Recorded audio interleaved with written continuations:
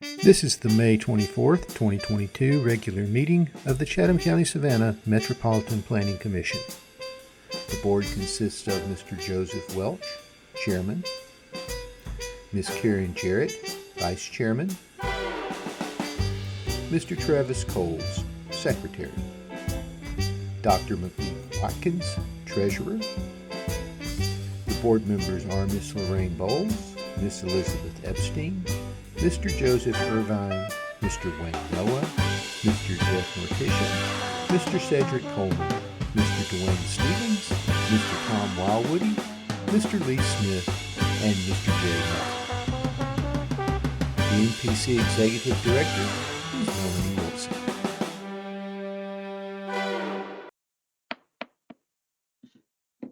I ask you to please rise up. We're going to do invocation and the Pledge of Allegiance, and I ask Mr. Lee Smith to lead us in prayer. If you would bow your heads, please.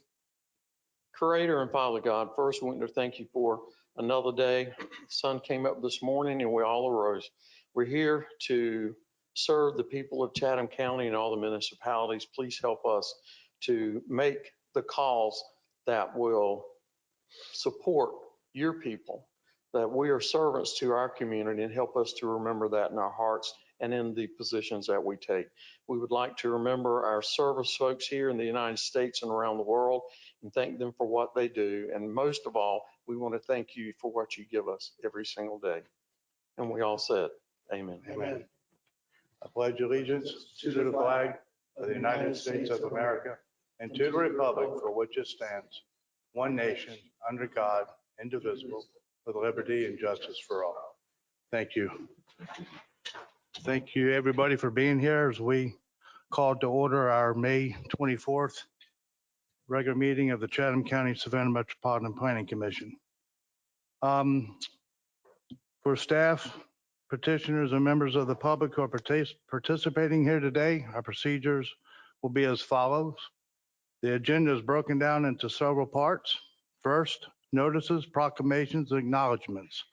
Next, the consent agenda, which consists of items for which the applicant is in agreement with the staff recommendation and there are no known objections. This will be followed by regular business, old business, and adjournment. For each agenda item on regular business, the staff will make a presentation. The staff presentation will be followed by a presentation by the petitioner, should they elect to do so. The petitioner will be allotted a time frame of no more than 20 minutes. The board may then ask questions of the petitioner or staff for clarification. Afterwards, the floor will be open for public comment. If you wish to comment on the item that the board is considering at the time, use the raise your hand feature for those who are home on your computer. That feature is on your screen. Do not use the feature until the item you want to comment on is being considered. At the appropriate time, you will be recognized. Staff will unmute your microphone. And at the end of your allotted time, as determined by the chair, your microphone will be muted and the chair will recognize the next speaker. The total public comment time will be equivalent to the petitioner's presentation time. Therefore, it is important that you use the raise your hand feature on your computers at home if you wish to speak on the petition. Once the floor is closed for public comment on the petition, no additional public speakers will be allowed. If you are not certain you want to speak, still use the raise your hand feature. You will have the option to decline when your name is called. After public comment, the petitioner will have the opportunity for rebuttal and then additional needed questions by the board. Finally, the board will then take action. Thank you. So we get started. We'll just do a verbal vote, make it easier and quicker. Approval of the agenda, being in motion. Motion, Noah. Second, Coleman. All in favor, say aye. Aye. Anyone against? Then we go to notices, proclamations, acknowledgements. June 14th, 2022, regular MPC meeting will take place here at 1:30 p.m. Items were requested to be removed from the final agenda, and I'm just going to go through them all, and we'll vote. Item 3, authorize executive director to execute contract with consultant for the dynamic flood modeling tools for optimized core MPO planning of transportation infrastructure system study. Item number 4, special use approval request, 2110 West Gwinnett Street. Item 5 is rezoning request, 5659 Ageechee Road. Item 6, rezoning map amendment, 500 Jones Carter Road, rezoned from IL to IH. And this will be moved to September 27th for anybody here on that item. And number 7, rezoning map amendment, Dillon Street. And number 8, map amendment, streetcar historic district boundary amendment. Is anybody here on those items? Okay, I'll take a motion. Motion to remove Noah. Second Coleman. All in favor? Aye. Anyone against? Thank you. There's no items requested to be withdrawn, so we'll move to consent agenda. Approval of the May 3rd, 2022 briefing and regular minutes meeting. Need a motion? Motion to approve Noah. Second Coleman. All in favor? Anyone against? There is no old business. So now we'd move right into regular business of the day. Item 10, rezoning request, 241 Broadwater Lane.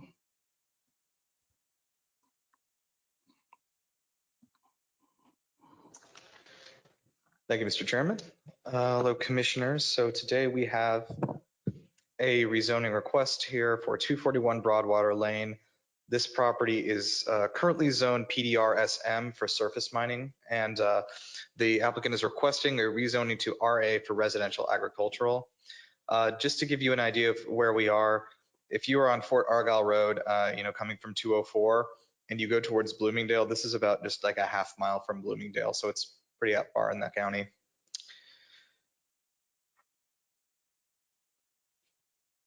So the subject property is, just for a little bit of background, it was previously used as a borrow pit operation. On April 19th, 2022, the owners received approval from Georgia DNR to reclaim 42 acres of land, which is including the 2 acres in question, from the surface mining operation to be used for development. There is a letter attached right here from the DNR. Let me see here. Clearing this property, these 42 reclaimed acres for habitation. The property is intended to be subdivided with a legal access easement along an existing driveway leading to Broadwater Lane, which is a private road. So just for some of the zoning currently in the area, as I said, this is PDR SM right now. These homes right here are all RA and coming around this way as well. The RA zoning this is about 200 something feet from here, so it's fairly close by to some RA zoning, although it would be kind of a pocket. It's more in keeping with what's alongside the road here on Fort Argyle. RA is, of course, mostly used for single family homes. They're kind of large acres or large lots, usually more than an acre. But the intent of the district is for rural areas within the urban expansion areas of the county for future development. So not a lot of like alternative things to be used for this proposed zoning than just single family homes. So the owner will be is proposing to first rezone this, and then would come the subdivision part of this. They would submit a subdivision plat to the county, who would review it and then send it over to us. They would also have to submit for this access easement, which they are proposing would be 30 feet. Find the The applicant is planning to sell this property to a friend of hers, and she is prepared to pay for the pavement of this access easement if needed to help with emergency services and such if the county so requires it. So looking at this, we feel that the PDR SM is probably not a good zoning for this land anymore, being that it's not being used for the surface mining operation any longer. RA is probably a good direction to try to move this area to. Of course, if any more expansion happens on this property, we would end up needing to move to building a road to public standards, 60 foot, the curb and gutter, paved, the whole works. But yeah, for the moment, we do believe RA is a good designation for this area. And of course, single family homes in large lots are kind of what the pattern of development has been in this larger area. So we are recommending approval of this requested rezoning. Is petitioner here? Yes, Representative. Mr. Yellen? You know the drill. State your name for the record, and you got 20 minutes if you need that long. No, sir, I do not need that long. Harold Yellen for the petitioner, Toyland Hampton. We're mindful this is a three-step process, and this is technically step number 2. Step number 1 was getting DNR approval, which we did receive April the 19th, just last month. DNR essentially gave the owners the right to reclaim this property for development, and this petitioner has chosen as that form of development to have a single family home on 2 acres of land. Step number 2 is, of course, coming to you, the MPC and Chatham County, for rezoning. We no longer want this property to be rezoned for planned development, reclamation, surface mining, but instead we would like it to be rezoned RA, residential agricultural. And step 3, as staff mentioned, will be coming to Chatham County for subdivision, at which time we will talk about what that road will look like, whether it needs to be paved or not, what's required for a delivery of police and fire. We know all that's ahead of us. But what we're here today for is simply the opportunity to downzone from PDR SM to RA zoning classification. Happy to answer any questions, and we do fully support staff recommendation. Thank you. Any commissioner have a question for staff or petitioner? Please state your name for the record. Karen Jarrett here. So I have some concerns about the access, and I did hear our planner say that Mr. Gandhi say that they were going to pave the road or do whatever was required for fire department. But I also see that this is in a floodplain, and that the finished floor is going to have to be a certain elevation. So I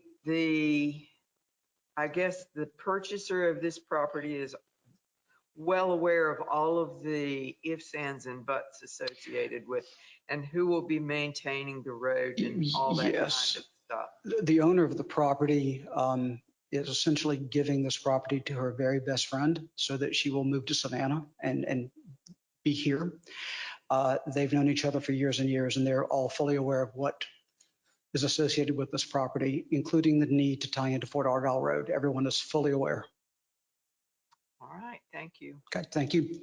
Please pull your microphones to you when you're speaking to mics. Thank you. Any further questions? Any discussion?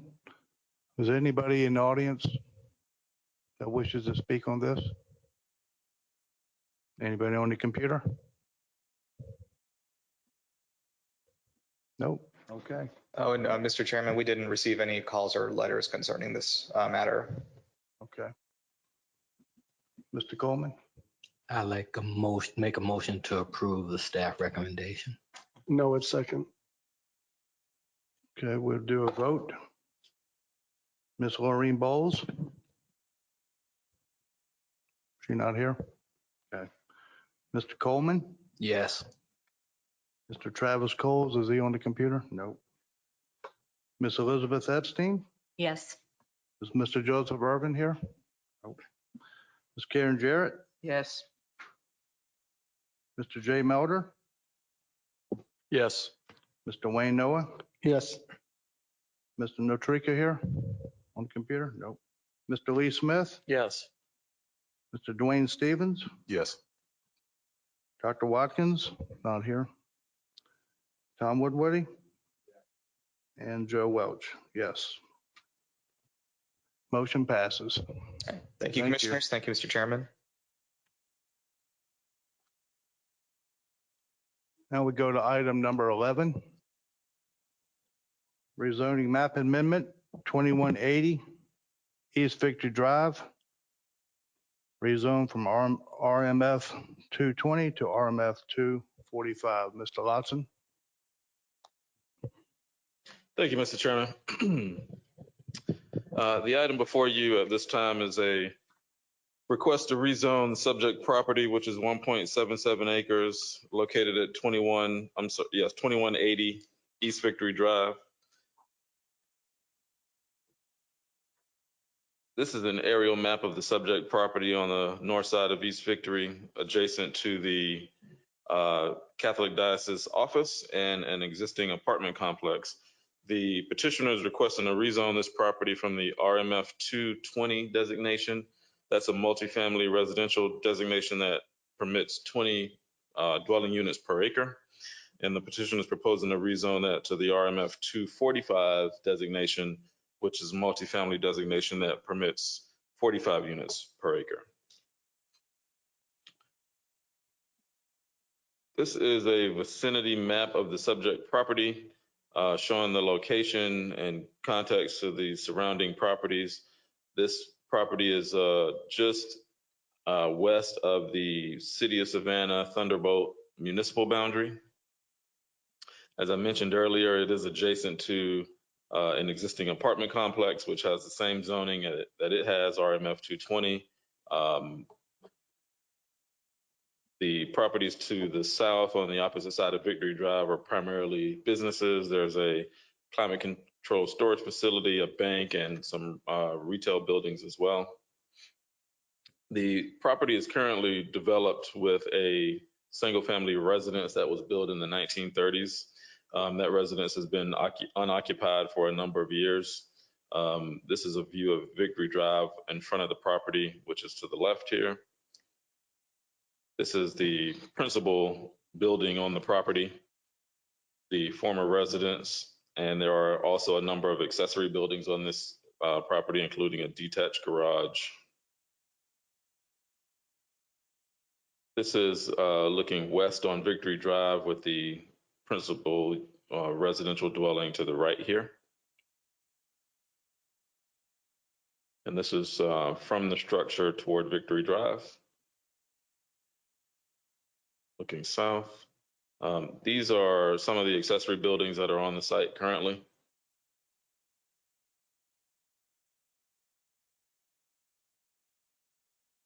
And this is a view I wanted to share from the adjacent multifamily development. This is their access point onto and across Victory Drive. As you can see, there's a median cut here that would be used for access in certain situations to the subject property, which I'll share in just a moment. And this is another photo of their access point, the adjacent multifamily development. This is the rear of the property looking toward the back of the principal building. And this is another accessory building that is currently on the site.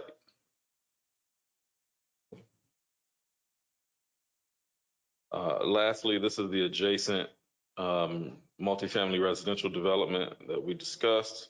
And this is looking from the rear of the property into the adjacent multifamily residential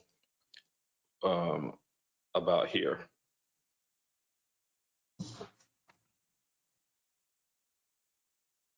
As I mentioned in the opening, the proposed zoning and existing zoning are identical outside of the requested density. Within the City of Savannah, the RMF residential multifamily districts, there are 3 of them. And in this case, this is the RMF 2 district that is the appropriate district for traditional multifamily. The only difference being identified today is the difference in the requested density. The petitioner is proposing to rezone the property to a density that would allow approximately 79 units on site. And under the current zoning, they could achieve approximately 36 units on the site.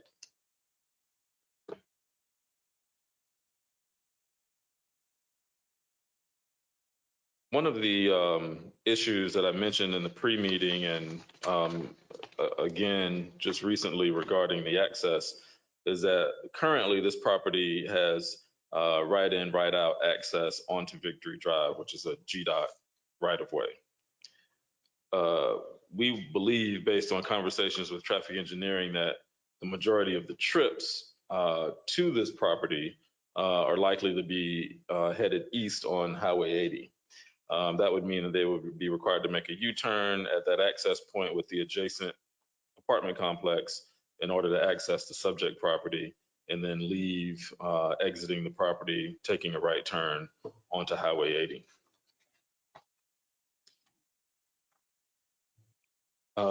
Staff, in review of all these findings, have determined that the existing multifamily residential zoning and the permitted density that's currently applied to the property is appropriate at this location.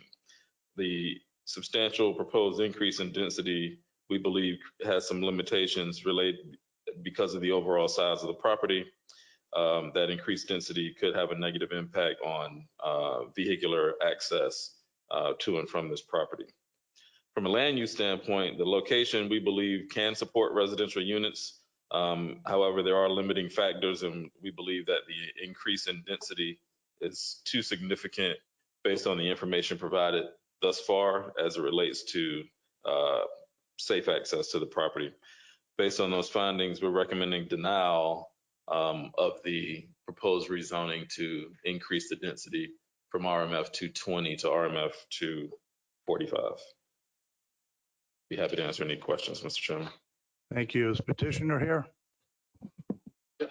Mr. McCorkle, if you just state your name for the record, sir, you have 20 minutes if need be.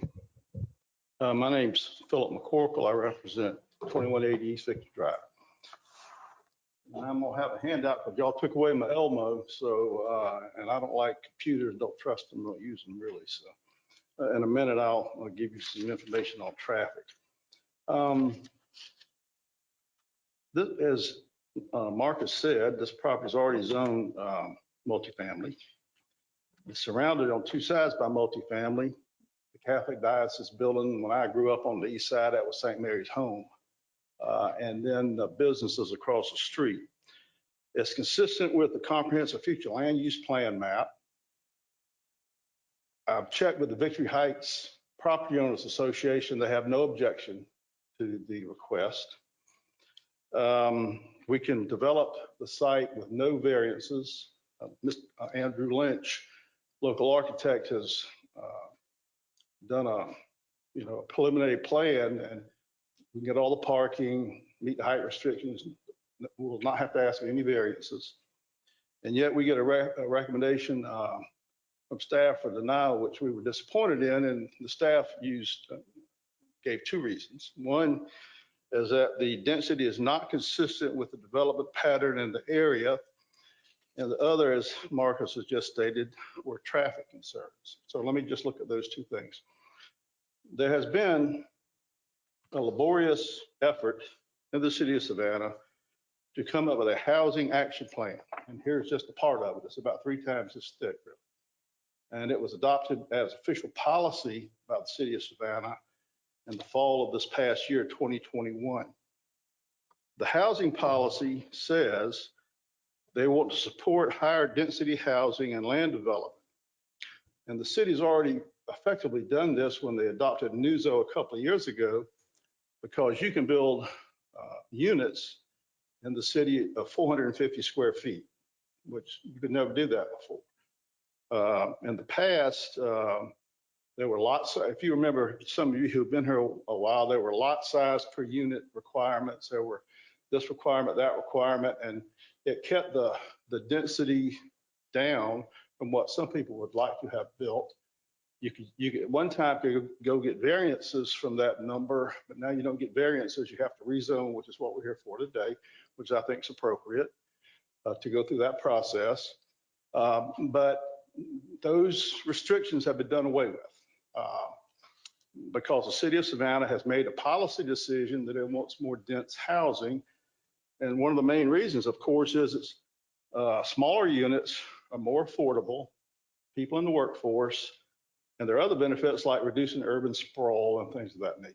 And this is a perfect site for infill apartment development, in my opinion.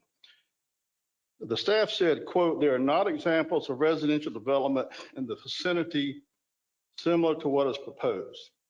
That is true. There has not been an apartment built in this within a mile of this site since 1979. So back in 1979, you couldn't build anything this dense. This was the suburbs. The apartment next door at that time was called Alhambra, which is the second or third apartment complex built in the city. There were a couple on Abaco, and Alhambra was early on. And this, you got your two-story apartments, and you got the density, which is RMF. At one time, it was not called RMF2 anything, but it is now 20 units per gross acre. So you would not expect any apartments of this density to be built in this location, but there are other dense apartment complexes being built in areas where that had never been true before. A prime example is Live Oak Landing on Wheaton Street, which is under construction. I think the first phase has been completed. It's RMF 240. And if you look on the zoning map, there's nothing anywhere close that's higher than RMF 216. So again, that was an area where 16 units per acre was most, and now it's 40 units per acre, again, to make smaller units on a bus line, just like ours will be. People can get to work, people can afford to live there. So that things are changing and they need to change. To quote also from the Housing Savannah Action Plan, the location of quality, affordable rental housing across the city near places of employment and public transportation is important, particularly close to downtown, which they define as north of Victory Drive, which we are barely, east of 516, and west of the Treatment Parkway. Well, we're not west of the Treatment Parkway, but we're spitting distance to the Treatment Parkway. So I would submit that we're close to downtown. We do have public transportation as existing bus stops a couple hundred feet toward the Catholic Diocese on Victory Drive. Again, just like Live Oak Landing, I believe it's a great location for workforce housing. The next issue raised by staff is traffic. And let's remember, we're zoned for 36 units at the current time. So all the issues that have been raised will be true whether the density is increased or not. If only 36 units can be built, it's got the same traffic concerns. One concern was we can't have multiple curb cuts. We'll only have to use one curb cut. That's expressed in the staff report. And to that, of course, that's up to the DOT, so we don't know the answer to that yet. But my response is, so what? I mean, Alhambra is there with 150 units with one entrance, and there are businesses all up and down Victory Drive where that's true. Another issue was there's no median breaks. Well, of course, everybody like to have a median break, but again, whether it's 36 units or more, it's going to have the same lack of a median break. There are multiple businesses on Victory Drive without a median break. Evergreen Street, which is a residential street, comes up onto Victory Drive from the north, and it's right only. You can't go left, there's no median break. So there's a whole residential neighborhood that empties into a situation like that. The Heritage Park townhouses, there are 24 units on Victory Drive that empty into Victory Drive right in, right out only, no median break. So it's not unusual for that to be true. And again, whether we're multiple numbers of units more than we could put under the present zoning, it's going to be true. This is what I need to pass out. I'll be quick.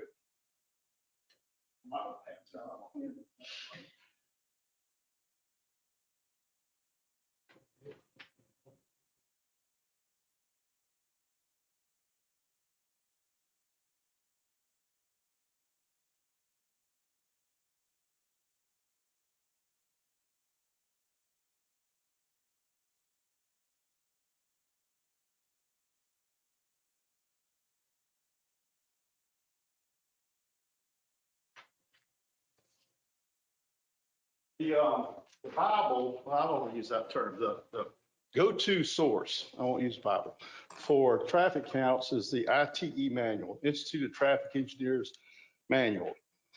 And if you want to know about traffic volume, that's what you look at. That's what the MPC staff looked at when they, in their write-up.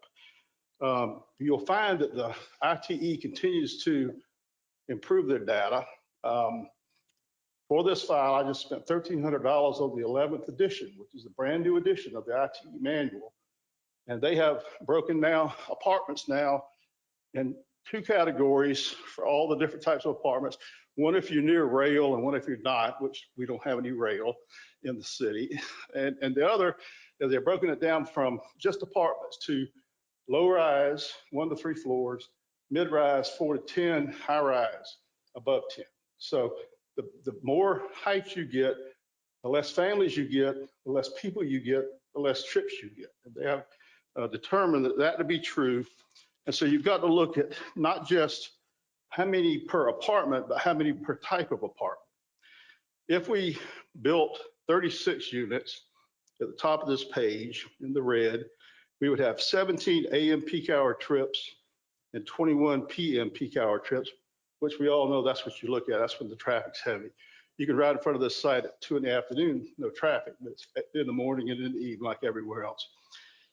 If the rezoning is approved, the staff's assumption apparently was it would be low-rise units, and I came within 1 unit or 2 of their analysis, which was 37 units per in the AM peak hour and 45 at the PM peak hour.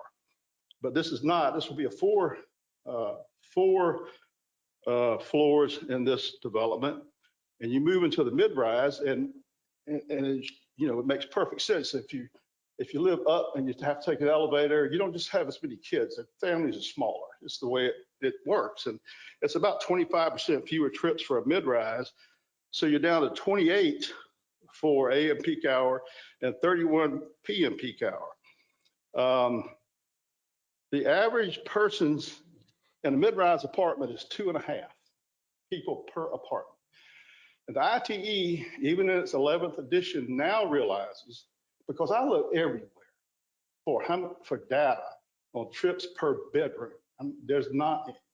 And the ITE doesn't have any. But in their preface, in their apartment section of this 11th edition, it says, it is expected that the number of bedrooms and the number of residents are likely correlated to the trips generated by a site. To assist in future analysis, trip generation studies of all multifamily housing should attempt to obtain information on occupancy rate and on the mix of residential unit sizes, i.e. number of units by number of bedrooms in the complex. This site is going to have 70% 1 bedroom and 30% 2 bedrooms. So it's heavily weighted toward 1 bedroom. The only data I could get, and I put a footnote at the bottom of the page where it came from, was from architect Andy Lynch, who's designed a number of apartment projects in the city. He says the average number of persons in a 1-bedroom apartment is 1.3, which is significantly less than 2.5, which is in the average mid-rise apartment. So the number of trips for this apartment complex weighted toward 1 bedrooms is going to be significantly less than the figures I show above, 28 and 31. My guess is it'd be just about what it would be for 36 apartments built for families, more than 2.5 people per apartment. There's not going to be a significant difference in the number of trips if you rezone this to allow the smaller multiple units versus having to build 36 larger units. If my client can only build 36, he's going to build 2 bedrooms, 3 bedroom units, maybe even some 4 bedroom units. There'll be a lot more people per unit.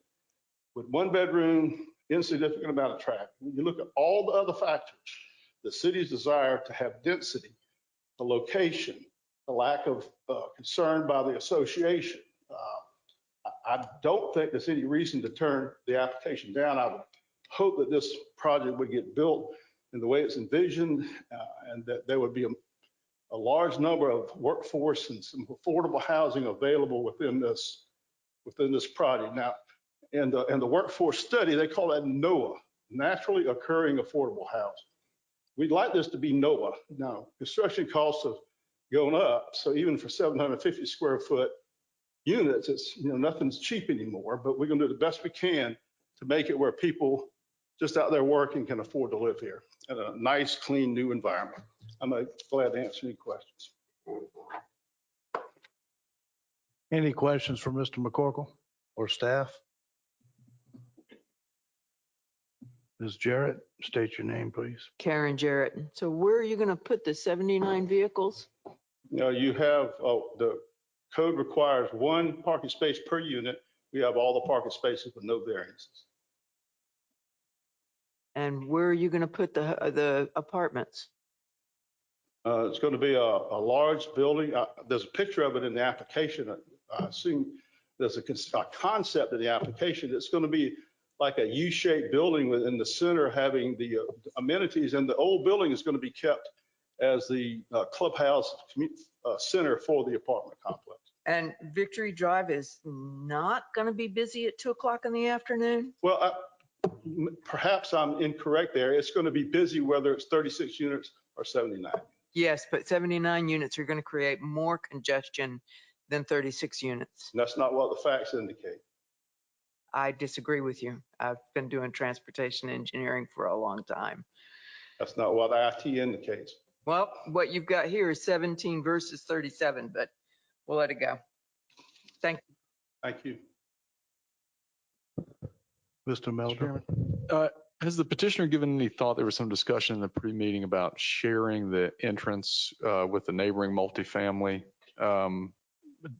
housing that's already there. No, Has the petitioner talked to that? We have not talked to them yet. That would be something that would be beneficial to us if we can get that done, but we have not made that discussion. I'm very sympathetic to the need for density, and I'm concerned somewhat that the MPC recommendation may be too conservative because we need the units and there are appropriate places for density. And I could see this being one if the right steps were taken to perhaps share this entrance with development next door. I'll take that to heart.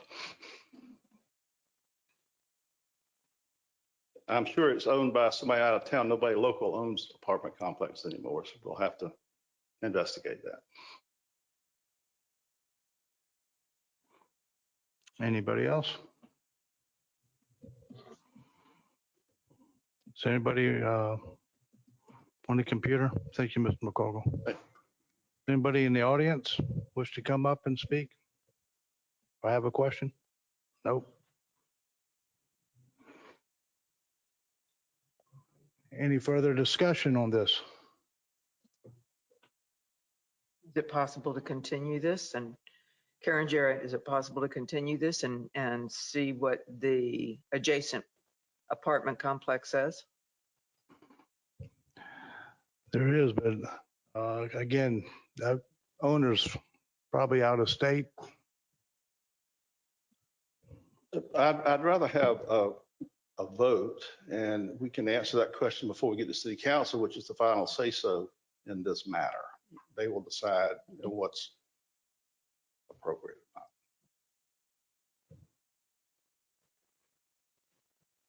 Mr. Chairman. Okay, Mr. Melder. Personally, I'd be inclined to vote to approve the petition, but if and I hear Mr.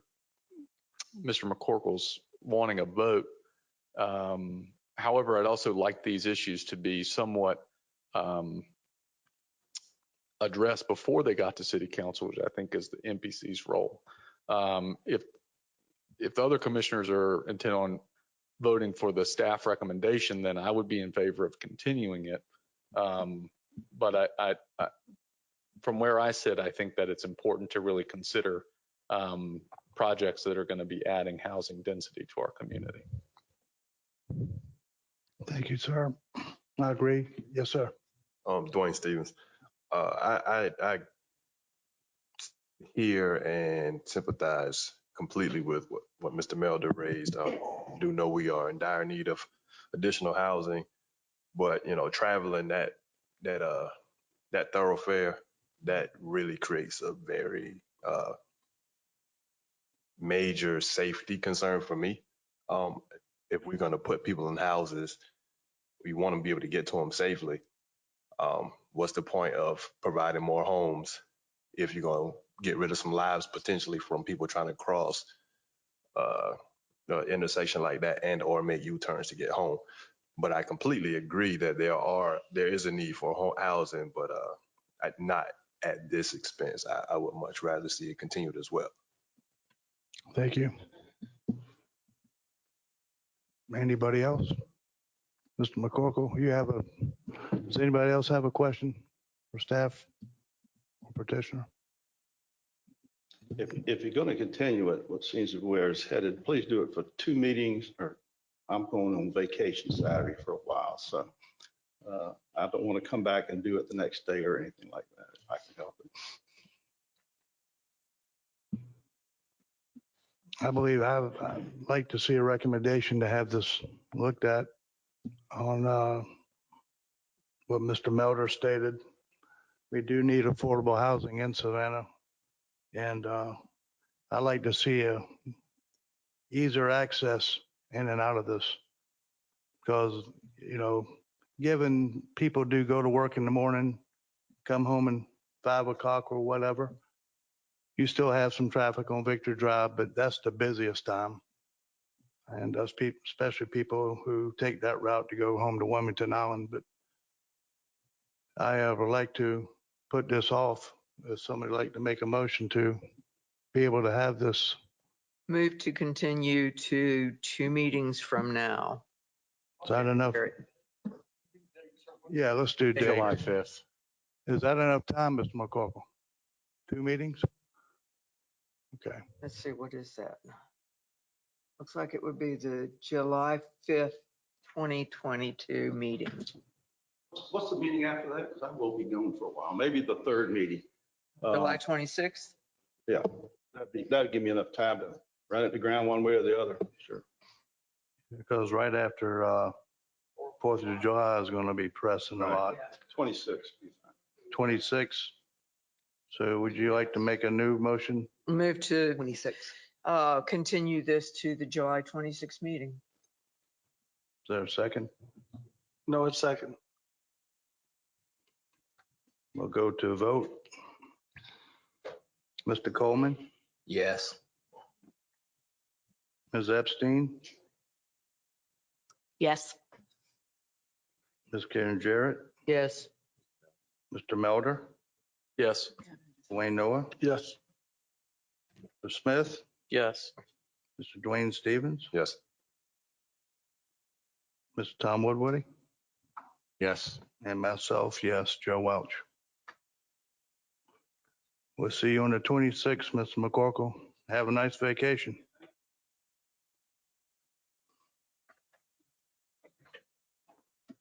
Now we go to item 12, rezoning map amendment 0 Fort Argyle Road. Rezone from A1 agriculture to district to BC, community business in IL light industrial district.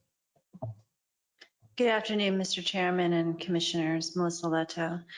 The property is a total of 323 acres and is located on the north side of Fort Argyle Road and a quarter mile from I-95 South Ramp. The proposed BC, let me show you the proposed map. The proposed BC zoning portion would be the front parcel with the red and the green area facing Fort Argyle, and that's a total of 58.84 acres. And then also there is specifications as to how many acres are actually wetland. So in the BC portion, 22 acres are wetland and 36 are upland area.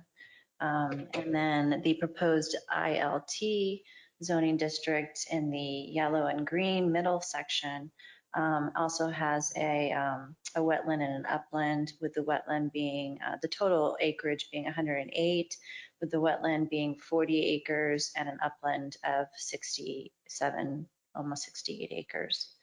And the rear portion is to be zoned, proposed to be zoned light industrial with a total of 155 acres with wetland of 37 acres and upland area of 118 acres. The area has traditionally been rural in use with large lot sizes. The surrounding parcels near 0 Fort Argyle Road have been rezoned to IL, IH, and BC. There's some surrounding areas. So over here is IL, IH, but the majority are residential going down here. And if you see the little pocket of 5 residential parcels that are enclosed on 3 sides of the BC zoning proposed area, those have access from Fort Argyle Road, and each of those properties has a single family dwelling on them. The subject parcel encapsulates them by 3 sides, and across the street is the Creek Fire Resort for RV motorhomes.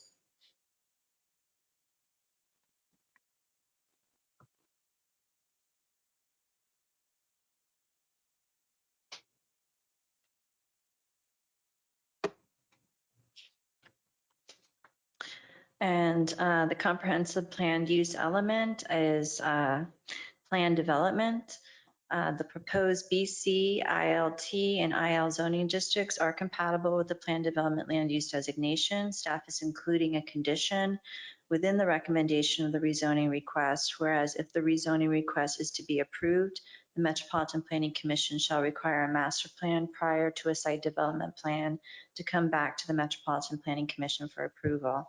The intent of this condition is to ensure that the proposed development is designed as a planned development.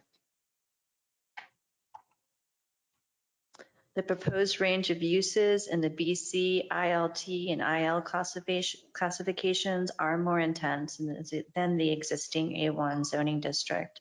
The proposed uses would require mitigation from noise, lighting, traffic, and the uses themselves, especially to the adjacent residential parcels.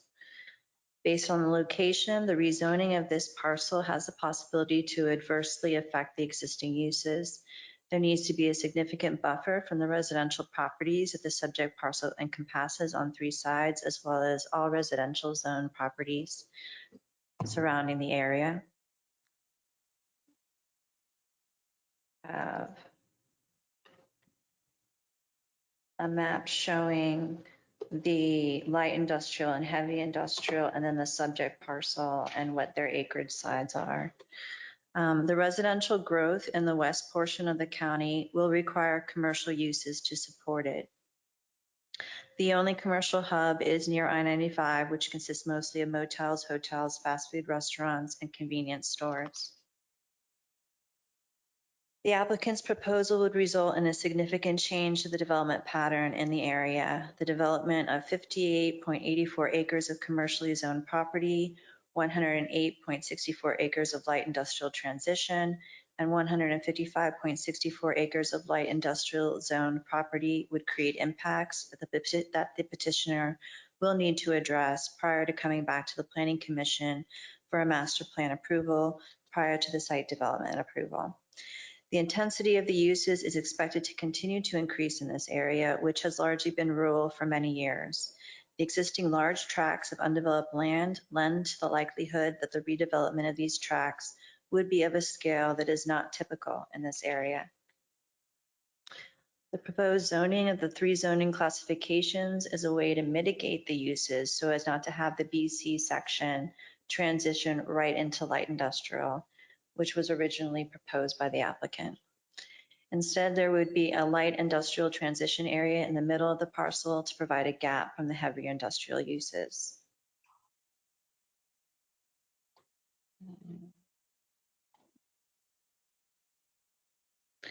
Based upon the existing zoning pattern and character of the area, as well as the review criteria, staff recommends approval with conditions of the request to rezone from A1 to BC, ILT, and IL.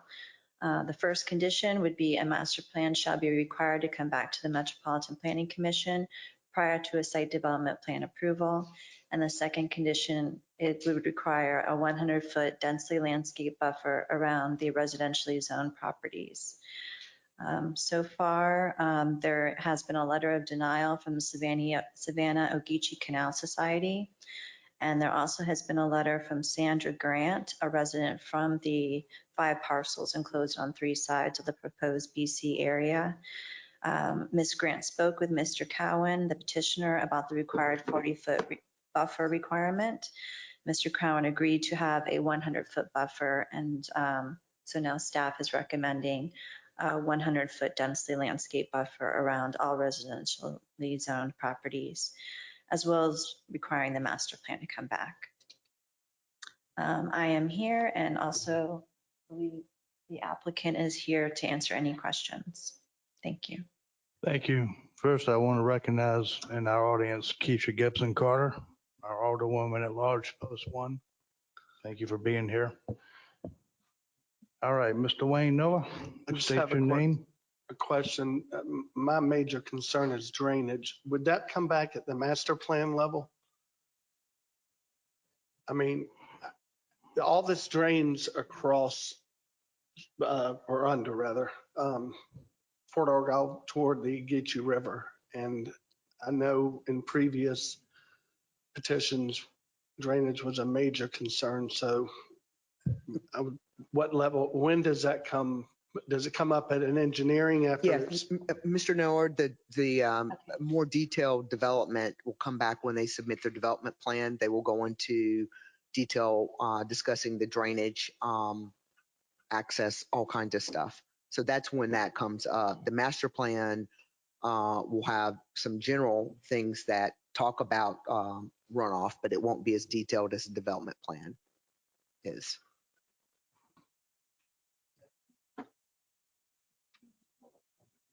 Ms. Epstein, do you have a question? Oh, I apologize. Okay. No, thank you. Is petitioner here? I'd like to speak on this. Mr. Yellen, come forward. You have 20 minutes if need be.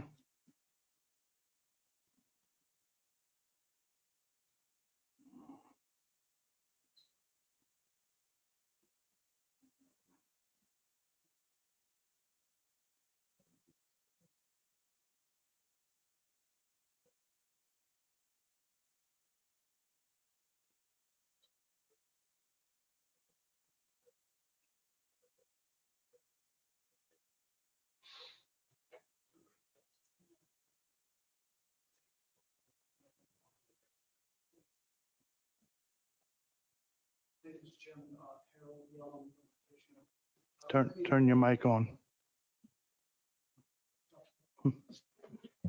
Thank you. Is that better?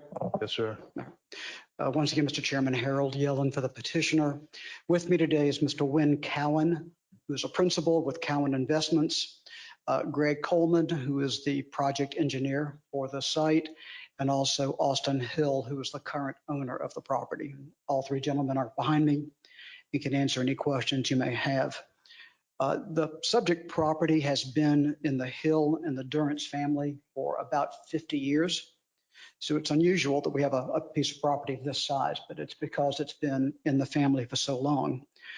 50 years ago, I probably would have told you that the property is bounded on all sides by RA, but that would have been 50 years ago. 50 years later, as staff has pointed out, the property is bounded by IL and IH to the north and to the west, bounded by Interstate 95, properties that are RMF in BC, and then single family and Creek Fire Motor Ranch to the south. The petition before you today is to rezone the property into 3 separate and distinct zoning districts. The front parcel to BC, and hopefully we're looking at the same thing. The middle parcel to an ILT, which is light industrial transitional, and the back parcel to IL light industrial.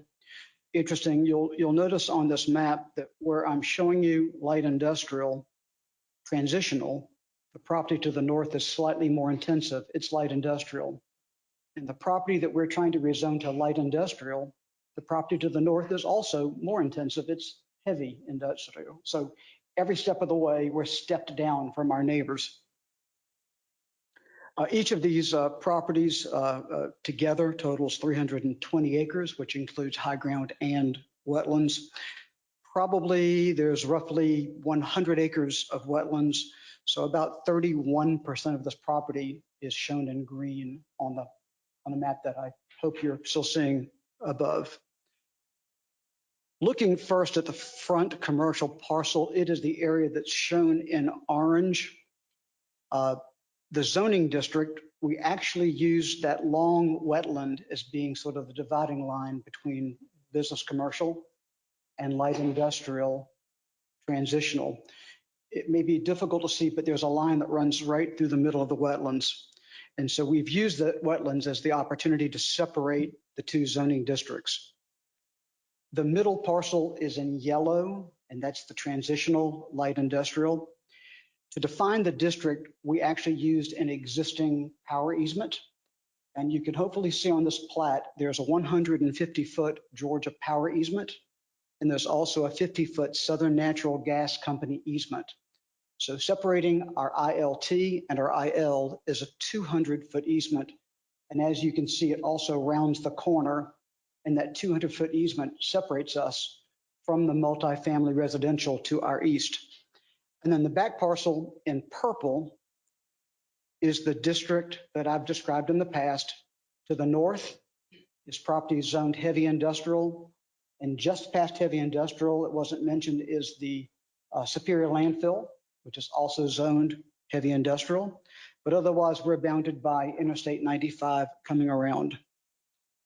Perhaps the most interesting feature of this property may be the front commercial parcel.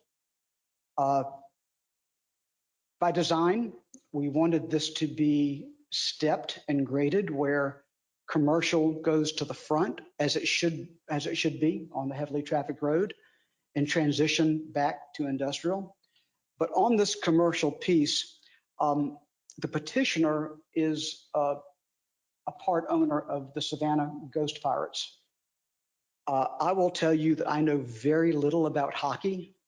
I know that it's played on ice. I know that they use a puck, and I know that there's a lot of fighting on the ice, and that's about the extent of my knowledge of hockey.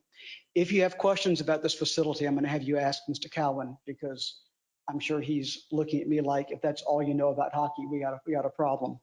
But in fact, the building on the front will be an ice hockey rink, and it's going to be modeled after the Igloo in Jacksonville.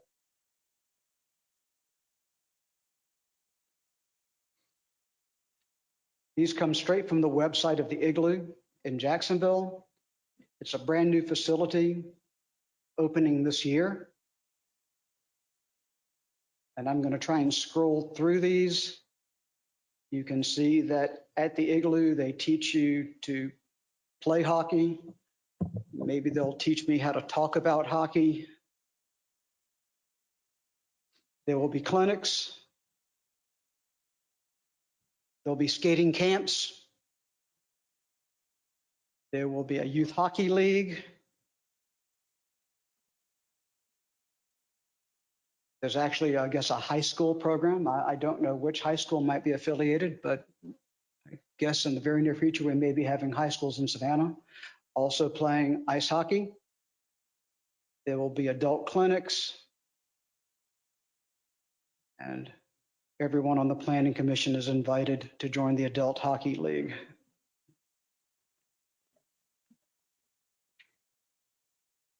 And then, of course, last but not least, there'll be public skating at this facility.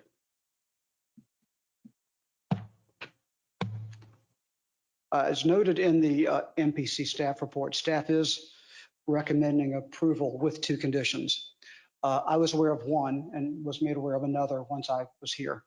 A neighbor has asked for a buffer, and Mr. Cowan has readily agreed to a 100-foot buffer, which, if Mr. Cowan is agreeable, we're certainly agreeable. Let me state that for the record. The other condition is that we return to the MPC with a master plan. And for the record, it would actually be a pleasure to come back on this project as our project takes shape. We're very confident because we have a lot of acreage to work with. Our master plan will address development standards. There are development standards which I know were talked about at the pre-meeting and which have been asked about today, including drainage. All of that will come later. As we navigate through this, we'll also have a master plan, as staff is recommending, and a general and specific development plan, which will tell you more about how the project functions and how it should be designed and how it will be developed. But for the time being, we are stating for the record, as far as the staff recommendation is concerned, staff would like us to come back with a master plan, and we welcome that opportunity. With that in mind, we do respectfully request approval of staff recommendation. I have the current owner with me, I have the future owner with me, and the project engineer, and we're all more than happy to answer any questions y'all may have. So thank you, Mr. Chairman. Thank you. Any questions from commissioners? Not, I got some speaker cards. Thank you, Mr. Yellen. Thank you, sir. Mr. Greg Coleman, would you like to come forward, state anything? Unless there's any questions. Okay. Mr. Austin Hill? I am happy to answer any questions as well. Okay. If you got something you want to add, y'all got 3 minutes each if you wish, but. And Sandra Grant? Please state your name for the record, ma'am, and you have 3 minutes. Okay. Good evening. My name is Sandra Grant, and they addressed one of the main concerns that we had with approving the 100-foot buffer. One other concern that I actually had in the families that live in the little knoll of the 5 was the soccer fields that surrounding all 3 sides of us is what type of lights, or would it be all night long? What would be the hours of it? Would it be something that's manned, or will it be like a hangout for teenagers all night long? We just needed to sort of see what type of fields would it actually be? Is it going to be just daytime fields, which I think Mr. Cohen told me that they were considering, I think just daytime would be no lights or anything. And we just wanted to double check to make sure what type of fields there would be. Just didn't want it to be a hangout place for kids all night long. Mr. Yellen, you care to answer that? Yes, sir. I did not mention that in the presentation because we're in negotiations. We would love to have a soccer field on the other side of this property, having ice hockey on one side and soccer fields on the other. We don't know yet what that will look like, but when we come back for a master plan, if there are hours of limitation, if there are any kind of restrictions that y'all want to put on us at that time, we would certainly be happy to talk about it. But at this very early stage, we do not have anything finalized. We're simply in negotiations with the, I'm sorry, I can't think of the local coastal group, but it's the large soccer league that currently is at the Jennifer Ross complex. Okay. Anybody have a question on that? Alderwoman Keisha Gibson Carter.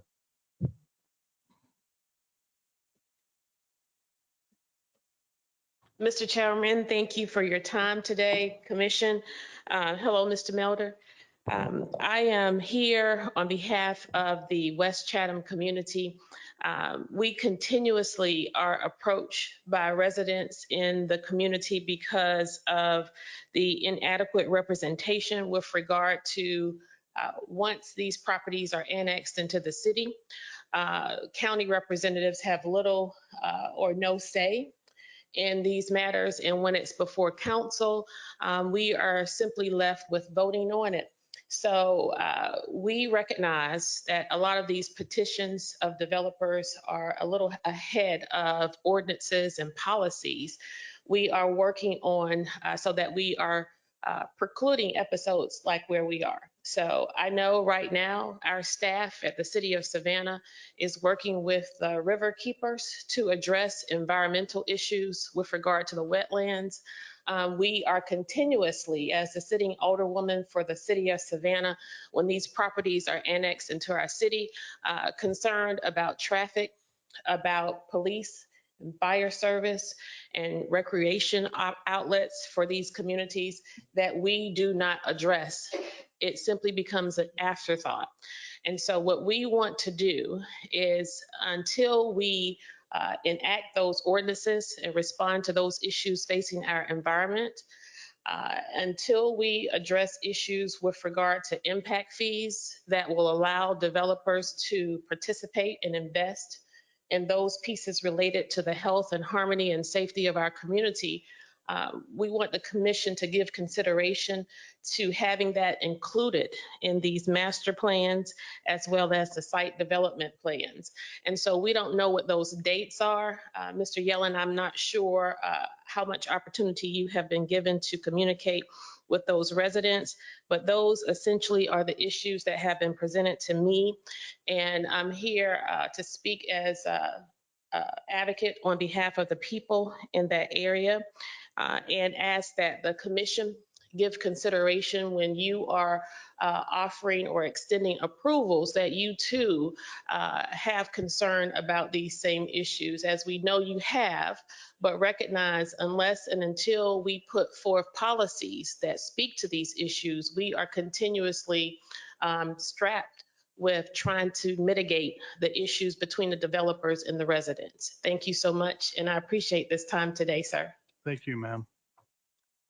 And for your information, we do reach out to the community and try to get their input as best we can for their respect. Thank you. Mr. Wayno, you got a question? Okay. I'm going to ask staff, have we reached out to these neighbors?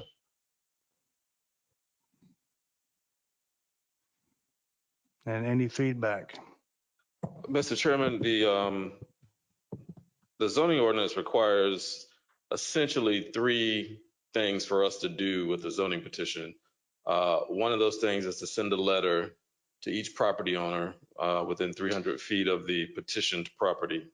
The other is to place a newspaper advertisement in the newspaper and to post signs on the property. And all those things were done for this petition. We did receive some feedback, as you saw, a member of the public was here today to speak on this. In addition to that, I should say that oftentimes on sort of a case-by-case basis, we'll do additional notification as we determine, as the director determines, as needed. But we are bound at least by those 3 requirements, and we do those with each zoning petition. Thank you, sir. I understand we do have somebody on the computer that wishes to speak. Carrie who? Beaver? Beaver, excuse me. Mr. Beaver, if you'd state your name for the record, and you have 3 minutes. Or Carrie, excuse the female, I'm sorry. Please unmute your computer. Ms. Beaver.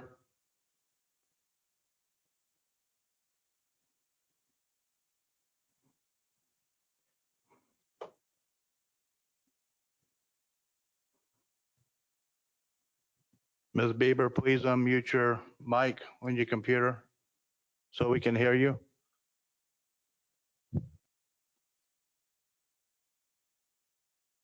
Can you hear me? Yes, ma'am. Please state your name for the record, and you have 3 minutes. Okay, I'm sorry for the delay. My name is Carrie Bieber. I'm with the West Chatham County Community Watch. I did submit a letter. We were not contacted about this property. I do understand that there are black and white regulations out there that dictate who speaks or who gets spoken to by the petitioners and not. But the MPC, City Council, Mr. Yellen, Everyone is familiar with the West Chatham County Community Watch, and we are not far from this area. We did want to be contacted. We were asking if this could be maybe put to a different meeting. Once again, public signage was an issue, which was part of the letter. When you're going down Fort Argyle, the rezoning signs were posted in a way that did not face traffic. You saw them from the side, only the very thinnest part of the sign. The speed limit is 55. The sign was on the curve. There is heavy traffic out here, and you have to pull over the side of the road and say your prayers if you want to get out and look at these signs. So those were several reasons that we wanted this to be put off to a different hearing. The May 3rd agenda said it was to be continued. It did not have a date for that. And the signs that are still on Fort Argyle say May the 3rd. Ms. Wilson brought up in the pre-meeting that sometimes applications were completed in a hurry. And that's true in this situation as well. On the MPC agenda for this item, it listed the PIN number is 20980-03005, which is actually a PIN number off Jimmy DeLoach Parkway. Now, the staff report does have the correct PIN number, so that information was not correct. On the application itself, page 5 of 8, there is OCGA 36-67A. It is the campaign disclosure form. Page 5 of 8 on the application, those boxes are not checked yes or no. The application is stamped, it's been received, it's been approved. That box is not legally complete. That is a big issue. We were trying to contact the MPC since last Tuesday. There were presentations that we wanted to include to show you all with this petition. What you see is what the petitioner would like for you to see, but the bigger picture will actually show you that the Ogeechee River is less than 4,500 feet from this property. The Little Ogeechee River is less than 3,500 feet from the property. The Ogeechee Canal Society is less than 5,500 feet from this property. So even though public notice is sent out and the staff report states that nobody within the vicinity of these public notices really gave feedback, this affects everybody in this area, not just those people within 200, 300, 500 feet of this property. We're going to be affected by the wetlands being taken away, flooding, traffic, things along that line. When you start talking about the barriers that are going to be put up on the property and the landscape and what you're going to do to help with lighting and things along that line. When you live out in this rural area, those lights, the trees, the buffers, they turn into a whole nother dimension you don't get in the city. This landscaping and the berm, that helps create odors for the landfill, which this is right next to. The odors sink down into that, and it creates more disturbance for the area. You start cutting down trees, and you have lights where there were never any lights. And let's don't talk about all the wild animals you're running off. They've been running out from New Hampstead already. Where are they going to go? Has there been an environmental impact study done on this property? You know, how much diligence has been done in researching to make sure that it's really comparable to what's going on? If you look on page 30 out of 20 on the staff report, you're going to see that the land use in these four categories, north, south, east, and west, all say undeveloped. RA, RA, RA. That's 3 out of the 4. So while this property is presented as just being another piece of IL and IH out here, that's truly not what it is. Like Mr. Noah says, he's been out here. He's aware of the flooding. He's aware of the swamps. He's aware of the river. This is rural with this piece of industrial stuck out here. And we invite anybody from the MPC to please drive out in this area and see what's going on. We wanted to submit footage of driving down Fort Argyle, how beautiful it is out here. You turn a corner and there's a big square warehouse that blinds you. It's terrible. It doesn't fit. And we invite you all to come out here and see this for yourself. We would like to see improvements with public notice. We would like to meet with the developer, have this continue. Let us ask our questions. The ice hockey rink, that sounds great, but a lot of the rest of it does not. We're not opposed to every single thing that comes out here, but we need to know what's going on. And it's only fair that somebody lets us speak and gets our feedback. There were 32 people on this mailing list, 33 PIN numbers. Out of those 33 PIN numbers, there were only 5 individuals who live on Fort Argyle. There's no way that you can expect that to be fair representation of everybody who's affected out here. Mr. Noah was wanting to look at the map and asking, are these houses? Yes, sir, Mr. Noah. These are all houses everywhere around here except for the properties you saw on the map. And Mr. Jarrett, I forgot what you were asking about, but as far as traffic and things like that goes, there are no police services out here for the city of Savannah, no fire services. I don't know how something can be approved if the services don't exist. So this really needs to have a lot more thought put into it. We would appreciate if you all would listen to us, the people who live out here, who knows exactly where it floods when it rains, who knows how to handle the environment out here, instead of people putting things on paper and sending it to you and expecting your feedback. So I appreciate you all giving me the opportunity to talk. We really ask this be continued. Let's have better dialogue and let's have more responsibility. Thank you. Thank you. Does anybody have a question for Ms. Beaver? Okay. Yes, Mr. Yellen, you can respond. Any other speakers before I? Yeah. There is. Diane Brannon. Diane Brannon. Hey there, my name's Diane Brannon, and I wanted to second everything Ms. Bieber had to say. There is a quality of life issue that affect numerous campgrounds. There is a fairground that's being planned, private homesteads, and the Savannah Ogeechee Canal Museum and Nature Center. All of those stand to be adversely impacted unless you take extreme caution in proceeding with this development. And I don't think it's enough to say that a 100-foot buffer around an adjacent home area is enough. You need to put that also along Fort Argyle Road.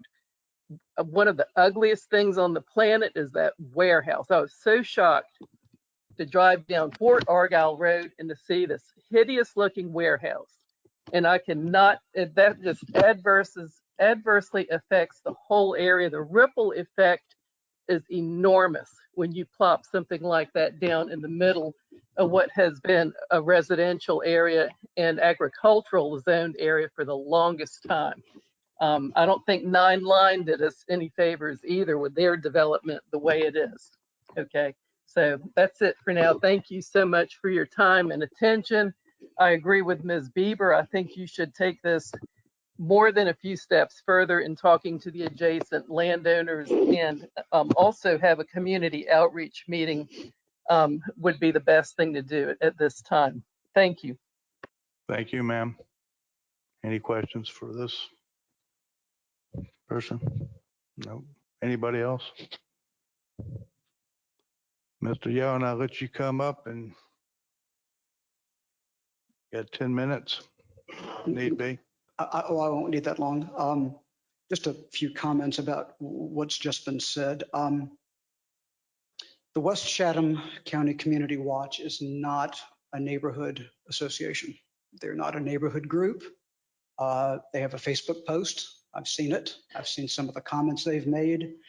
I'm not even sure what their jurisdiction is, but seemingly it is everything, and I mean everything west of I-95 all the way to the next county. This is the 4th time I've heard comments from this particular group. I know they say that they support some things, but I'm not sure what those are because I've never heard a word of support before. I've heard that they want to work with us, but my name was on that petition. If there are any questions about how the signs were posted, they could have called me. I've been in the same place for 40 years come September. Same address, same phone number.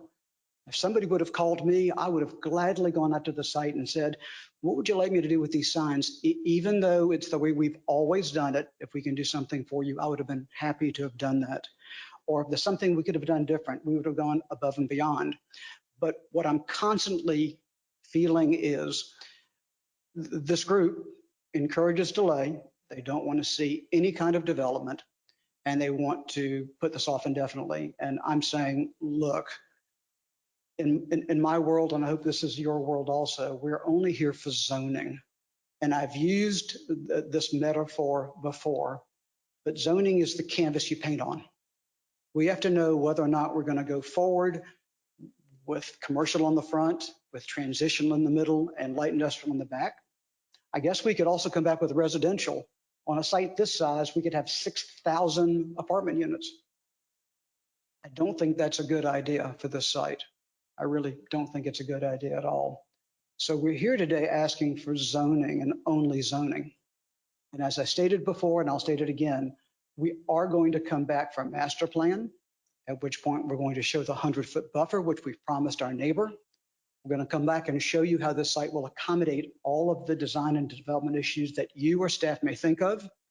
We're going to come back and show a general development plan and a specific development plan, which will get into the engineering calculations, which Mr. Coleman will do. But that's much, much later. And if Ms. Bieber and I don't remember Ms. Brannon want to participate, my phone number is all over this petition. Please call me. But until I'm told as a matter of law that every petition I have to go through this watchdog group, that's not enforceable. That's not a really good idea. I don't know how many organizations would spring out and say, contact me. Don't go to MPC till you contact me first. We reach out to every neighborhood group. And in this particular case, I think you all know this, but it's worth repeating. We meet with MPC staff before we come before you. In this case, we met twice because after the first meeting, we got a phone call back and they said, upon further reflection, we think we can do a better job of transitioning this from commercial to light industrial, transitional to light industrial. So we actually changed our petition based on our second meeting with staff. So I don't want anyone to think that we just came out here, ignored everyone, didn't give notice. It took us a long time to get here. And that's why we're very proud to be before you today with staff recommendation for approval, but you will definitely see us again. So with that, Mr. Chairman, thank you for allowing me time. Thank you, Mr. Yellen. Mr. Woodward. Mr. Allen, the conditions that the recommendations are, there's two of them. The master plan would come back and then the 100-foot buffer. Your client is okay with both of those conditions? Yes, sir. We agree to both conditions. All right. Thank you. Thank you, sir. Mr. Noah. Will you entertain a motion? After discussion or any other questions of Mr. Yellen, Ms. Jarrett? I have a question for staff. And how many comments did we receive from organizations or individuals?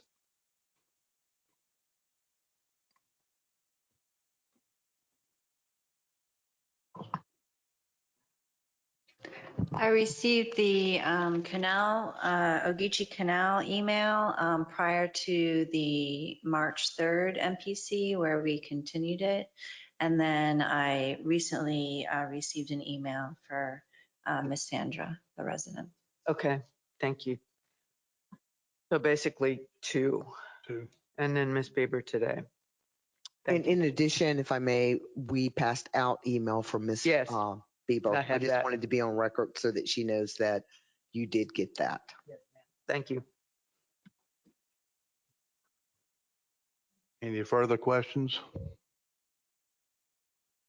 Any discussion? Then now, Mr. Noah, want to make a motion? After reviewing staff's report and hearing from an adjacent neighbor, I move for approval with conditions listed, number 1 and number 2 in staff report. Second, Melter. Go to a vote. Mr. Coleman, Yes. Ms. Epstein, Yes.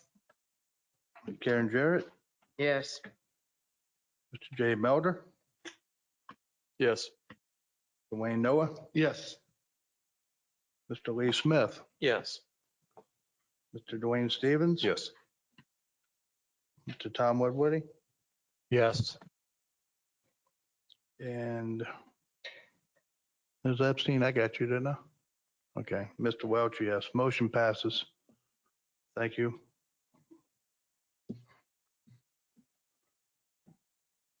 And finally, we go to item 13. Rezoning map amendment, 1758 Grove Point Road, rezoned from RA to BC.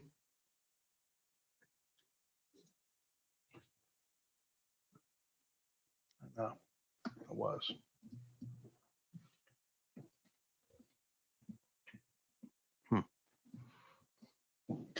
Good afternoon again, Melissa Leto. This is a request to rezone a parcel from residential agricultural in the county, an unincorporated zoning district, to a BC community business district within the city of Savannah at 1758 Grove Point Road.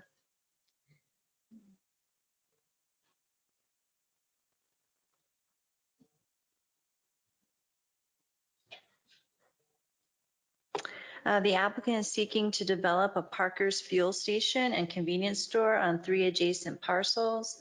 The first 2 have been rezoned BC, and then this is a subject parcel. On March 28th, 2022, City Council approved the 3 parcels for annexation into the city of Savannah. 2 of the 3 lots were rezoned to BC Community Business. The third subject lot was rezoned to the city of Savannah's residential agriculture in the county. And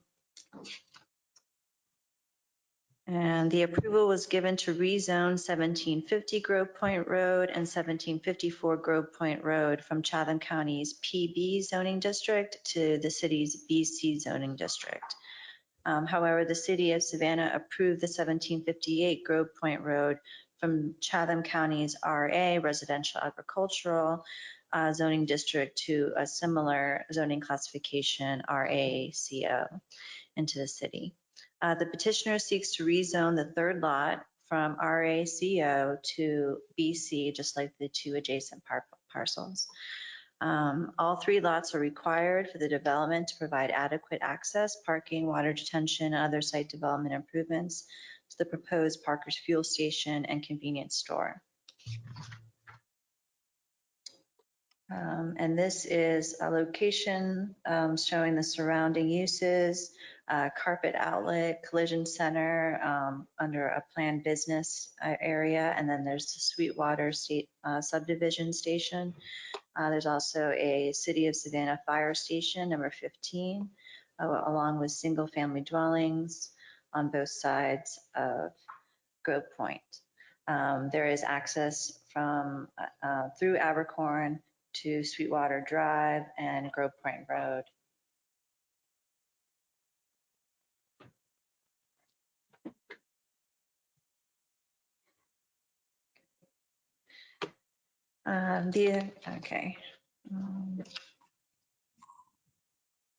The subject property was rezoned to RACO, which allows for residential and agricultural uses. During the annexation approval, the adjacent 2 parcels were zoned BC. By allowing the request to rezone 1758 Grove Point to BC, the 3 parcels can conform with the permitted uses allowed in the BC zoning district, which is also allowing permitted use for a fuel station and a convenience store within the BC zoning district.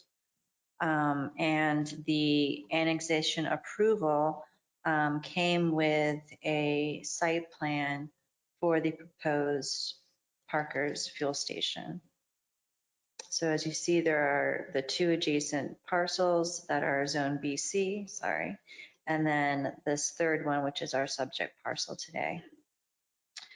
Based upon the existing zoning pattern and character of the area, as well as the review criteria, staff recommends approval of the request to rezone the subject property 2BC from RACO.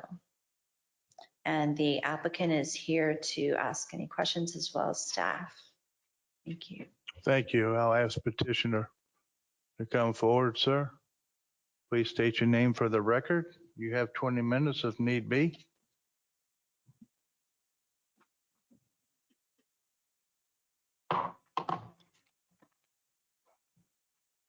Good evening. Good afternoon, Mr. Chair, members of the commission. I'm Daniel Ben Israel. I'm the real estate development manager for the Parker Companies.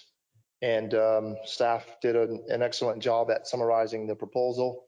I'd like to add that over the past several weeks, we've gone through great efforts to include members of the community in our efforts to design this site.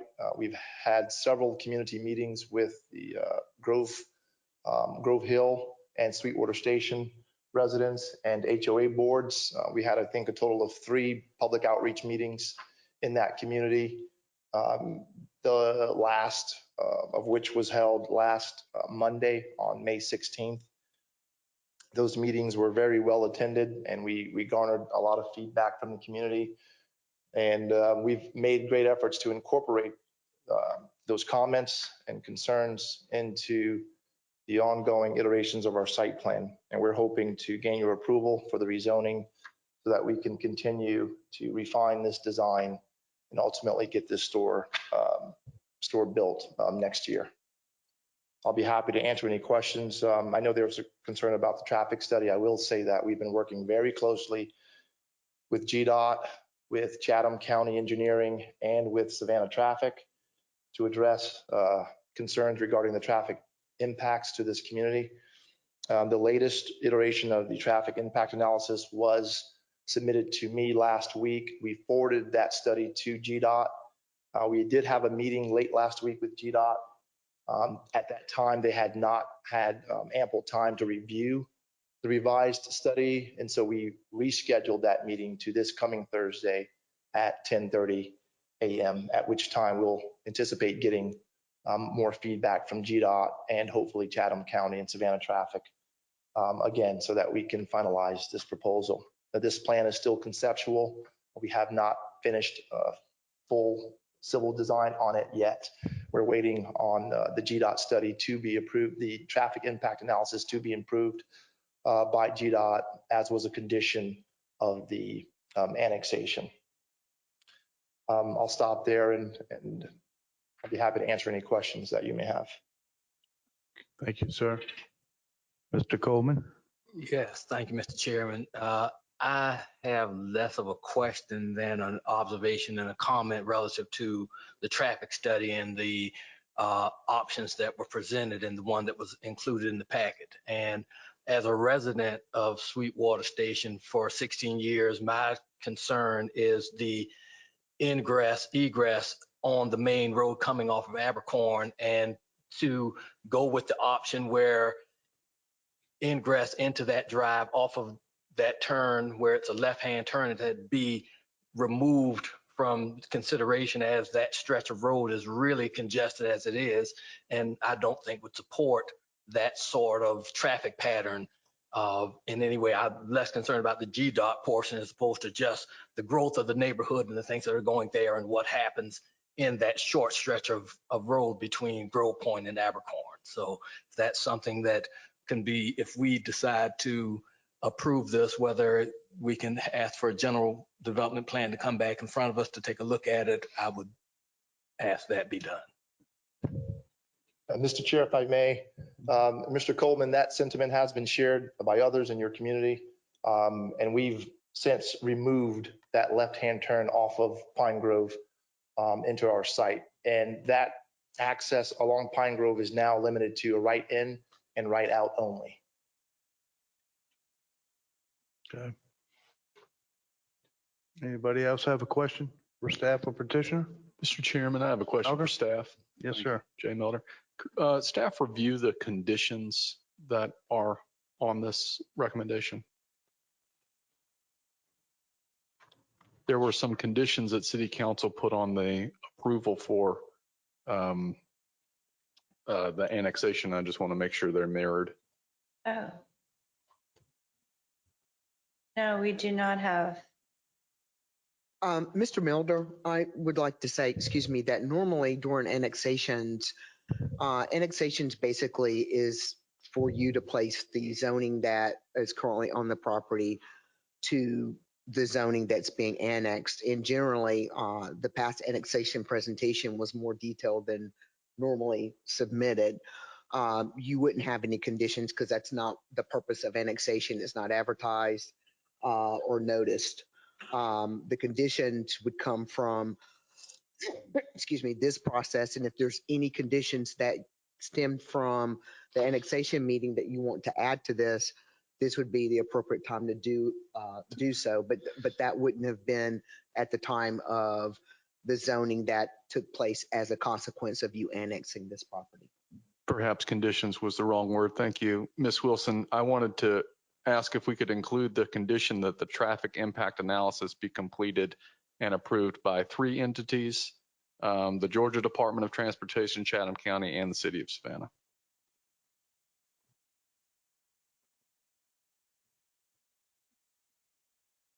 Is that acceptable to the petitioner?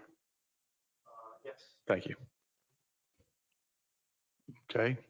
Thank you, Mr. Melder. Any other commissioner have a question? Anybody in the audience? Okay, we have one on the computer. And Mr. Kenneth Craven. Yes, I'd just like to speak to this. Please state your name for the record, and you have 3 minutes. Certainly. My name is Kenneth Craven. I am the president of the Sweetwater Station Homeowners Association. And I came here today to represent the members of my community as well as Grove Hill and the surrounding area.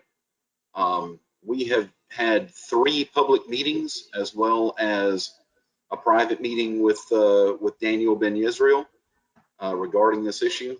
The overwhelming response has been that this is a bad idea at this time. There have been some who think it's a bad idea forever. There has been no one who thinks this is a good idea to go ahead and move forward with right now.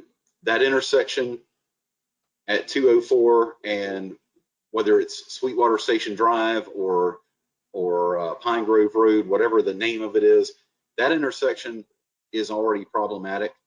And everyone in this area believes that adding that Parker's Kitchen at this time, before GDOT and other authorities address that intersection, we believe this is a bad idea, as it will have severe impact on an already problematic intersection.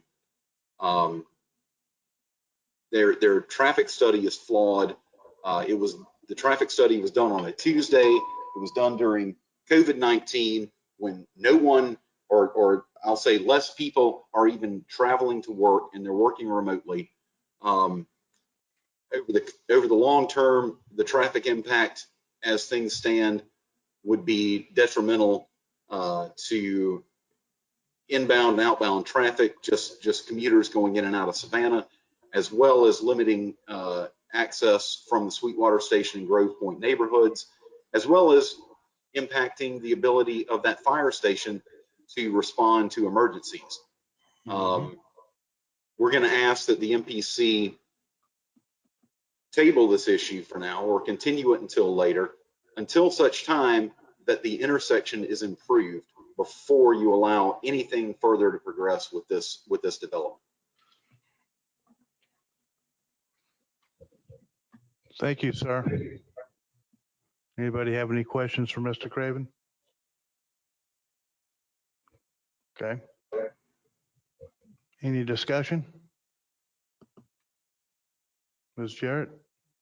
Karen Jarrett, it sounds like this should be another one that we continue at least until the traffic impact study has been completed and presented to the county, the city, and the state, and they've weighed in on it. We're done, sir. You have a chance to come back up in a minute and speak, okay? Sure. Anybody else? I do have a question. The two Okay.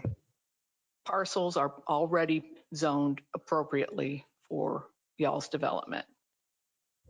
Are you asking them a question? This is discussion? I will ask everybody. If Okay. those two parcels are already appropriately zoned and and Parkers can fit their development on there, would there be anything stopping them from doing that? No. But we do need a traffic study. That's how I feel. Because I am concerned the people trying to get out of there. And then I am concerned about the fire department. That that whole thing could be blocked. There's something that we do have, I'm sorry, but we do have another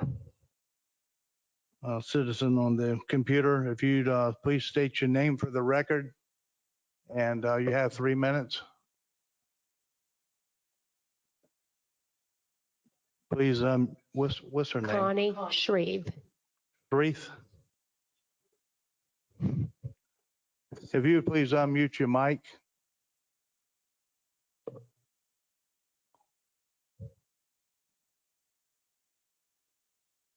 Hello. Yes, please state your name for the record, and you have 3 minutes. Yes, thank you. Connie Shreve, and I'm sorry I couldn't get through on that meeting earlier. Okay, so I am a representative for the Savannah Ogeechee Canal. I appreciate y'all listening to me. We have a few things. What item are you on, ma'am? The item of the rezoning of the 300 acres on 04 Argyle Road. Man, we've already completed that. Yes, sir, we know that. And I was on the phone the whole time trying to talk and trying to get through and couldn't get through and hung up and called your office. And someone there said they would be nice enough to listen to me. Ma'am, it's coming back here on the 24th of July. So I invite you to please participate in that meeting, okay? We have moved forward. Oh, it got approved, excuse me. I'm sorry, that got approved. That got approved, ma'am. Okay?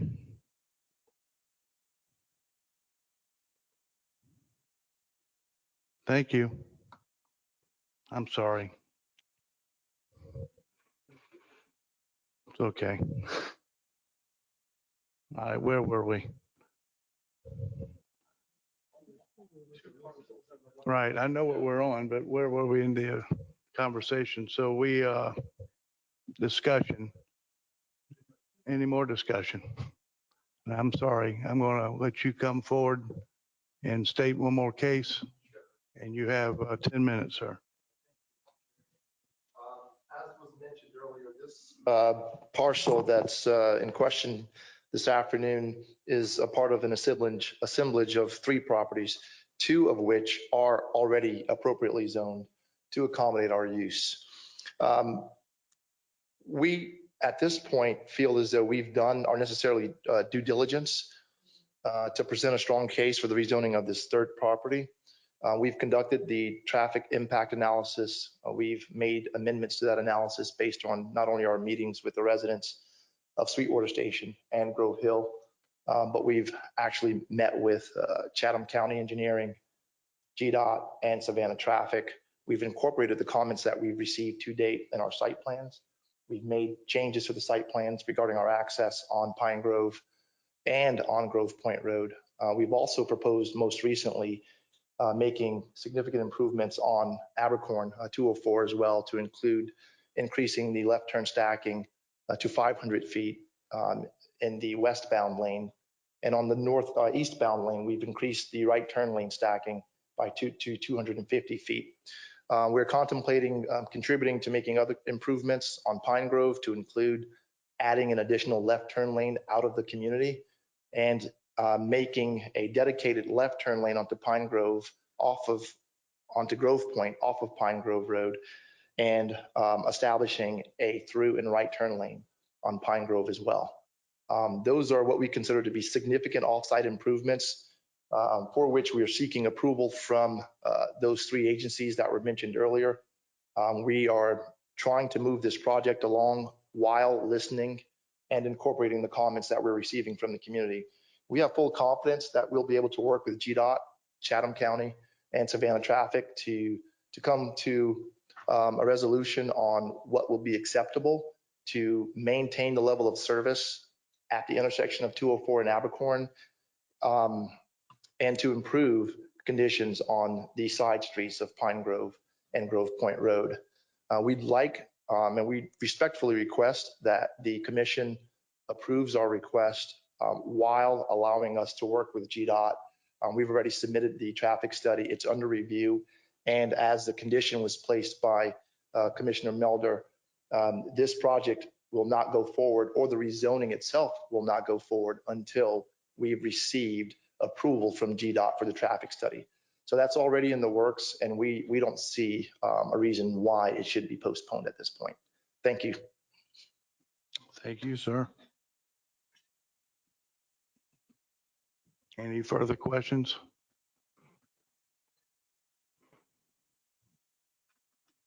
I have to admit, I am really concerned about the traffic study. I have a hard time moving forward with this myself. You're waiting on the study. You're waiting on the study to come back for the 3, right? No, sir, Mr. Chair. The study's been completed now for 2 months. We've revised the study based on feedback that we've gotten from the agencies and from our community meetings. That revised study has now been resubmitted to GDOT, Savannah Traffic, and Chatham County. So it's under review. And we're meeting with GDOT again on this coming Thursday at 10:30 a.m. To get what we hope will be close to their final recommendations on offsite improvements. Mr. Coleman? Yes, Mr. Chair. I think that since I do have a dog in this fight, from living in Sweetwater for 16 years, I spent a lot of time reviewing that traffic study, understanding the traffic pattern at that corner, and also looking at the site development proposal that's out by Parker's. Yeah, I would agree with the persons from my neighborhood about it. Yes, it would be great for nothing to be there and that we hold off and wait till GDOT solves something. But, you know, the reality is that that's not practical in the development world. And so looking at what could at least improve a bad situation, if we're going to do something, let's try and do the best we can to improve that connector to Abercorn. And I think that the comments I made earlier about what I saw in the traffic study, what the petitioner is proposed, the fact that the city manager has already put out that we will take a look at this in a way that does the best job of making sure that the traffic study is integrated in a positive way as best can happen through a development of this type, that there is no win-win, I think, in this. I think that there are going to be concessions on everyone's part. The petitioner seems to be willing to make some significant improvements to that corridor, which I think would be great in any form or fashion at this point. And I think we need to consider the fact that, you know, it might be possible for them to work this thing out on the 2 parcels and take the opportunity to work all this out with the community off the table. So I think we need to have a spirit of cooperation here that looks at the overall good. I don't think that the Parkers at that location was optimal. But if we have to take a look at it, let's try and, you know, do something that all of us can live with. And I will be one of the people having to live with it. So I definitely am concerned about it. Thank you, sir. Anybody else? Mr. Lee Smith? Mr. Chairman, I did send a message to our engineering department, and with the submission, as the gentleman spoke of a few minutes ago, with those changes, my engineering department has no problem. As long as they take all the entrance off of Sweetwater, I think somebody said it best, it's not going to be a win-win. Yes, the 204 intersection the county's been dealing with for years and years. I guess they started the interchange at King George 3 months after I moved to Georgetown and went. So some people called it the William Lee Smith III Memorial Highway. So anyway, but that still is a really bad intersection. It's a choke point for all of 204. That's what slows it down. So we continue to ask GDOT that it's got to be fixed. But right now, our folks are fine with the, as far as drainage and the road, as long as they'll take the entrance off Sweetwater, and I think that's what they've offered up. So county's on yes. Thank you, sir. Yeah, Appreciate right in, that right out. information. Anybody else? I'll look for a motion.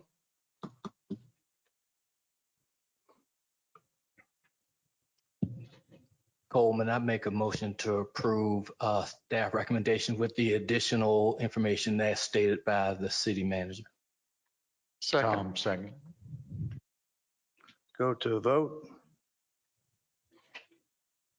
Ms. Excuse me, Elizabeth? Mr. Chair, could you repeat the additional information for our staff to records? The condition? Is it that the traffic study? Yes, sir. If I could, Mr. Chairman, it was that the traffic impact analysis be completed and approved by 3 entities, the Georgia Department of Transportation, Chatham County, and the city of Savannah. Thank you, sir. Everybody okay with that? Mr. Coleman, do you have anything? No, Okay, I'm just waiting ready to to vote. vote. Okay, we'll go to a vote. Mr. Coleman, Yes. Mrs. Epstein, Yes. Ms. Karen Jarrett, Yes. Mr. Jay Melder, Yes. Wayne Noah, Yes. Mr. Lee Smith, Yes. Mr. Dwayne Stevens, Yes. Mr. Tom Woodward, Yes. Joe Welch, yes. Motion passes. Thank you. Thank you, sir.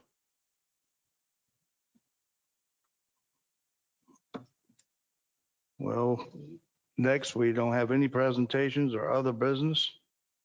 So I wish everybody a safe week. Thank you for your attendance here today. And we'll be seeing you next meeting. This meeting's adjourned.